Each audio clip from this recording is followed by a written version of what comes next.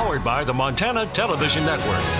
This is the 5:30 News on Q2, Montana's news leader.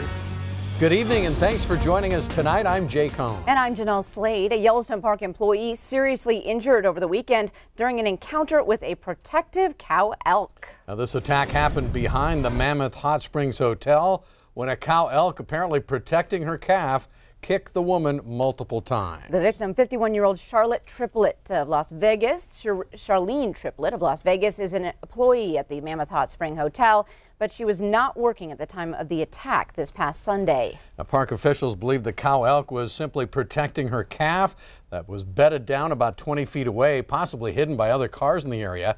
It's not known if Triplett saw the calf or the cow prior to the encounter.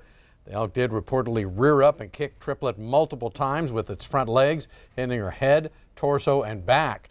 Due to the severity of her injuries, Triplett was then flown to the Eastern Idaho Regional Medical Center in Idaho Falls. Now, following the attack, park rangers remained in the area to warn tourists about the situation. Now, the elk herd at Mammoth is a popular attraction at the historic hotel, with the elk lounging on the hotel grounds and across the street at park headquarters and staff housing. Now, while the elk appear to be quite docile, Yellowstone officials urge visitors not to get too close, especially during calving season. Park safety brochures urge visitors to stay at least 25 yards away from all wild animals.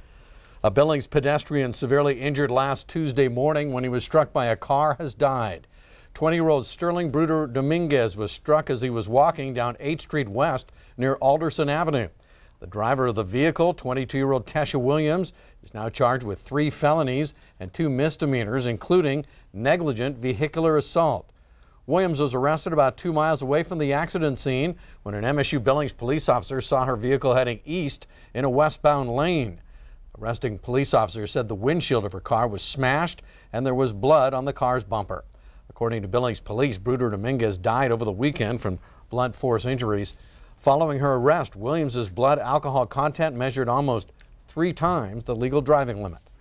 2 critically injured, others with serious injuries, and a lot of drivers in the wrong near Vaughn, Montana, after a crash sent 6 people to the hospital on Sunday. Now, it happened when an SUV slammed into a stopped car, pushing that car into the path of an oncoming motorcycle group.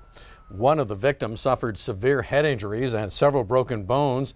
That man's wife suffered a broken back and a broken leg. Trooper Scott Waddell with the Montana Highway Patrol says the driver of the SUV who hit the stopped car now will be cited with careless driving. Now, the driver of the stopped car will be cited for not having a driver's license or insurance, and also several of the motorcyclists will be cited for driving their cycles illegally. Turning our attention to weather, Bob, the lack of rain this weekend was welcome, but the concern of flooding is still very real. Yeah, it's just going down in some areas, but we're expecting more rain tonight, and so that could cause more rivers to go up again. And we've got some severe thunderstorms I will tell you about. Look at this over there, Muscle County by Roundup. That is a severe thunderstorm warning. Reports of 60-mile-per-hour winds and also quarter-size hail. Now, that particular cell did have a history a little while ago, about a half hour ago, of half-dollar-size hail moving through that area as it made its way out of Wheatland County. Then there's another cell up here heading in towards basically towards Garfield County. This particular storm did have half-dollar-size hail, setting right for Fort Peck Reservoir, so it's a pretty big storm as well. But let's get back to the flooding we were talking about. You'll notice we do have a lot of rivers that are still in the flood warning, but those that were in it like yesterday and last week, they have gone down. The Muscle Shoal River no longer an issue, but we do see the Clarks Fork of the Yellowstone at Edgar. That's below flood stage, and it's expected to get there tomorrow above flood stage. Same thing for the Yellowstone River at Livingston, expected to also go below flood stage tonight, but expected to get back up above flood stage tomorrow. A couple other rivers we're keeping an eye on. The Big Hole River near Melrose, they're in minor flooding right now, and the same thing at the Jefferson River near Three Forks, also experiencing minor flooding there. But good news, all that stuff has really started to go down a little bit. But now tonight we do have another cold front moving through. Could give us more showers and thunderstorms. Could make some of those rivers rise again. We'll have more on that coming your way in a few more minutes. All right, thanks, Bob. The clock is ticking down to Montana's primary election on tap tomorrow. A good turnout expected, with contested races featured in both Montana's U.S. House and Senate races. And here in Billings, plenty of eyes on a local district judge race, along with some contested legislative races. Tuesday's winners advance on to Montana's general election in November. Now, as of this afternoon, more than 36,000 ballots have already been turned in to the Yellowstone County Elections Office. Well, now, thousands of Montanans have already voted absentee. If you plan to vote in person, I'll let you know the polls open in just a little more than 14 hours from now. Those polling places will be open until 8 p.m. Tuesday night. Among the key races we'll be keeping tabs on tomorrow will be for Yellowstone County District Judge. 2 new judgeships are up for grabs this election year. 5 candidates vying in Department 7, including Colette Davies, Yvette LaFrenz, Thomas Pardee, Alexander Roth, and Teague Westrope. The top 2 vote-getters advance to face off in November. And for District Judge Department 8, just 2 candidates in the running, Ashley Harada and Julie Pierce. Both will advance to face off again in November.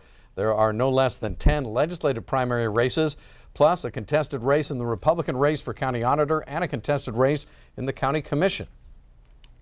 Our local election coverage begins at 8 p.m. Tuesday. We will bring you a special report on the early absentee results, then a special election night edition of the Q2 10 p.m. news with coverage from across the state, both on air and online at ktvq.com.